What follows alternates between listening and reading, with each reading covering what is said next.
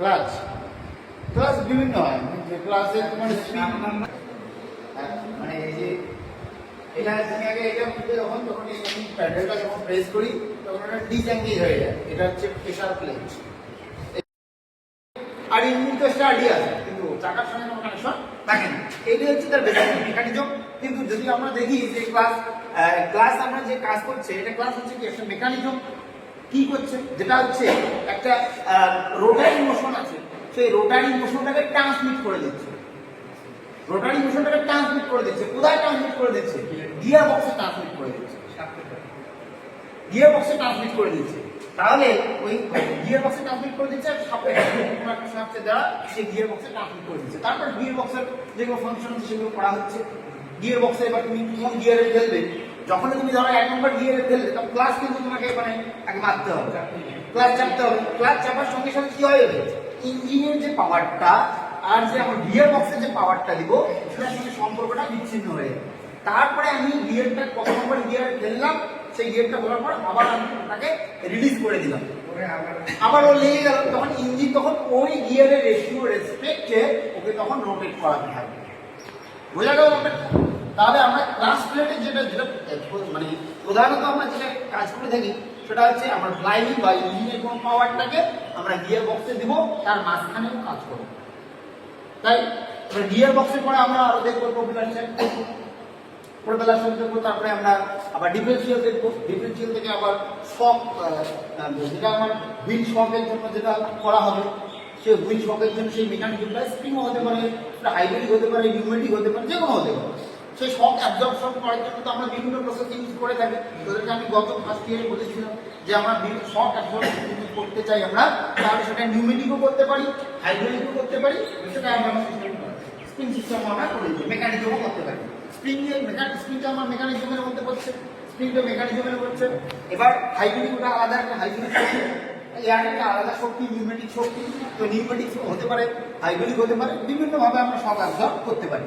শক অ্যাবজর্বের জন্য আমরা বিভিন্ন রকম ইউজ আমরা করতে পারি, কিন্তু একটাই যে প্রধান বিষয় ধারণা।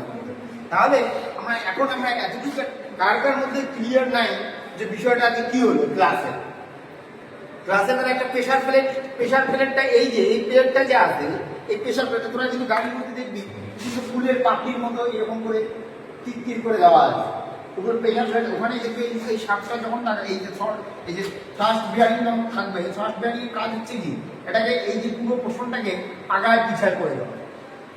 ঠিক, এবার যখন রোটেশন হবে, তখন রোটেশন হওয়ার সময় তখন যদি কোনো রকমের ফ্রিকশন হয়, বেশি ফ্রিকশন যদি হয়ে যায়, যদি ফ্রিকশন বেশি হয়ে যায়, যদি ওটা বেয়ারিং সিস্টেম না থাকে, যদি বেশি ফ্রিকশন হয়ে যায় তাহলে জিনিসটা কি ব্রেক করে যাবে।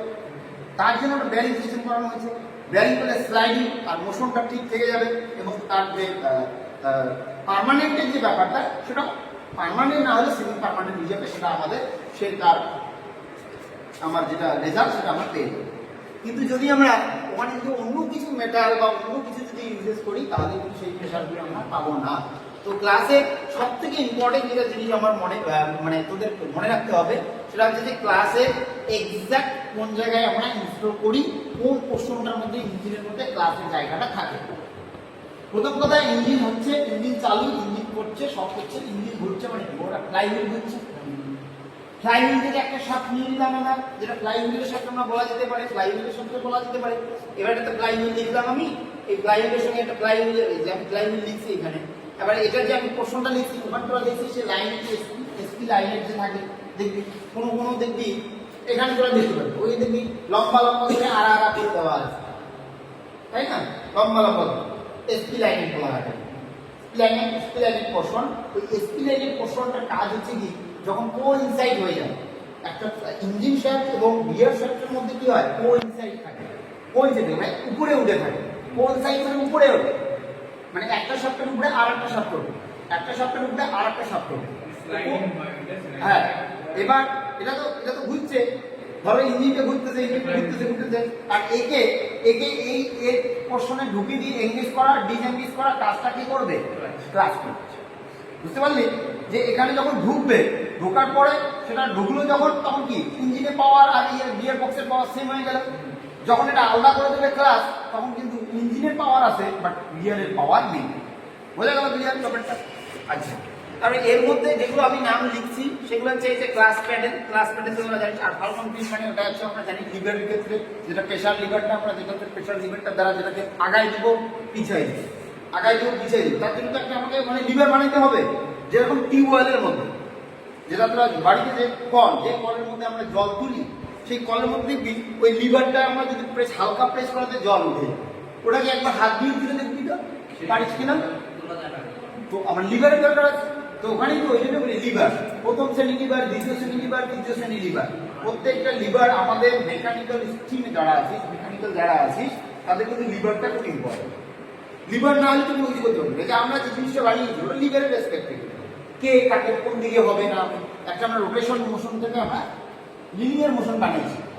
তো রোটেশনটাকে লিনিয়ার বানাতে গেলে অবশ্যই ওখানে আমার কি লিভারের কাজ করতে হবে, যে কিভাবে আমি ওই লিভারটা দিয়ে যে আমি একটা বানাবো। আমরা তো চাইলে সবগুলো নাট টাইট করে কিন্তু দিতে পারবো না, পাবো কি? পাবো না, ওটা ঘুরবে। তো সেই রকমই তো আমাদের এটা অবশ্যই মনে রাখতে হবে যে আমরা কি কাজটা করতে যাচ্ছি। অ্যাকচুয়ালি যে কাজটা করবো সেই কাজটা কি এক্সাক্ট করবো, যে ডিভিশন আছে সেটাও আমাদের জানতে হবে। প্রথমত তোরা যদি ইঞ্জিন যে ফার্স্ট ইয়ার আছে, প্রথম ক্লাস সেকেন্ড ইয়ারে ফার্স্ট ইয়ারের যে বিষয়গুলো আমরা ইঞ্জিন সম্বন্ধে আলোচনা করেছি তার একটা ওভারঅল সামারাইজ তোদের কিন্তু ব্রেনে থাকা দরকার আছে। নইলে কিন্তু নেক্সট টাইম আমরা যখন আমি যত এগোবো ধর আরো নেক্সট চ্যাপ্টারে আমি দিলাম, নেক্সট চ্যাপ্টারে যাওয়ার পরে আরো ক্রিটিক্যাল কিছু ড্রয়িং হবে, ক্রিটিক্যাল ড্রয়িং হবে। সেই ড্রয়িং এর ভিতরে কিছু কিছু জিনিস থাকবে। আমি যে এখানে যে বিন্দু বিন্দু দিছি এটা কি ফ্রিকশন লাইন, মানে এখানে মেন ঘর্ষণটা শুরু হয়ে যাবে। মানে ও এঙ্গেজ যখন করবি, এঙ্গেজ ডিসএঙ্গেজ করার সময় তো ছেড়ে দিল, যখন এঙ্গেজ করবি ও তো কানেক্ট হতে হবে। একটা চলন্ত ঘোরান্ত জিনিসের মধ্যে যদি আমি এঙ্গেজ করতে যাই আমার ঘর্ষণ হবেই হবে, ঘর্ষণ তো হবে। আর যদি সেই ঘর্ষণের জায়গাটা যদি একবারে ধরে তাও খারাপ, আর যদি আস্তে আস্তে ধরে তাও খারাপ। কিন্তু লেভেলে টানতে হবে, আস্তে আস্তে লেভেল। যদি আস্তে আস্তে ধরে তাহলে ওটা ক্লাস ভালো হলো। ভালো হলো কি আমাকে সেই যেরকম একটা ওর মেকানিজম বা ওর তোর ক্ষমতাটা কি আছে, সেই ক্ষমতাটা রেসপেক্টে আমাকে দেখতে হবে যে মেকানিজমটা অ্যাকচুয়ালি কি করতেছে, তার রেসপেক্টে আমাকে দেখতে হবে, মেটাল নির্ণয় করতে হবে তার রেসপেক্টে। তো তোরা যদি আছে এমএমবি হিসেবে তোদের মনে রাখতে হবে যে ক্লাস প্লেটটা খুব ভাইটাল। ক্লাস প্লেটটার সঙ্গেই আমাদের সম্পূর্ণ হচ্ছে। এই ক্লাস প্লেটটা কি এখানে এঙ্গেজ হয়ে যাবে যখন, তখন এটা তো এঙ্গেজ আসে মানে ঘুরতেছে।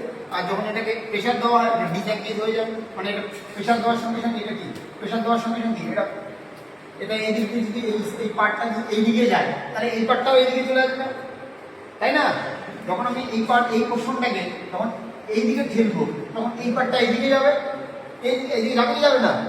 আমি যদি এখানে প্রেশার দিই তাহলে এই লিভারের রেসপেক্টে এখানে প্রেশার করলো, মানে এই বিন্দুটা এইদিকে এমন ঘোরার যাবে, অ্যান্টি ক্লকওয়াইজ ঘুরতে চেষ্টা করবে। আমি একটা প্রেশার এখানে আমি ম্যানুয়ালি প্রেশার দিলাম, প্রেশারটা ওই লিভারের কারণে এই যে আমি যে এটা তৈরি করেছি এটাকে কি করবে, অ্যান্টি ক্লকওয়াইজ ঘুরাই দেবে। তো অ্যান্টি ক্লকওয়াইজ যখন ঘুরাই দেবে ওর ডাইরেকশনটা কোন দিকে হবে, এই বিন্দুর ডাইরেকশন হবে এই দিকে, আর এই বিন্দুর ডাইরেকশন হবে এই দিকে। যখন ওরা এই দিকে হয়ে যাবে তখন কি এটা যদি ডাইরেকশন এই দিকে যায় তাহলে কি এই পুরো বডিটাকে নিয়ে এই দিকে যাবে, পুরো বডিটা যখন এইদিকে যাবে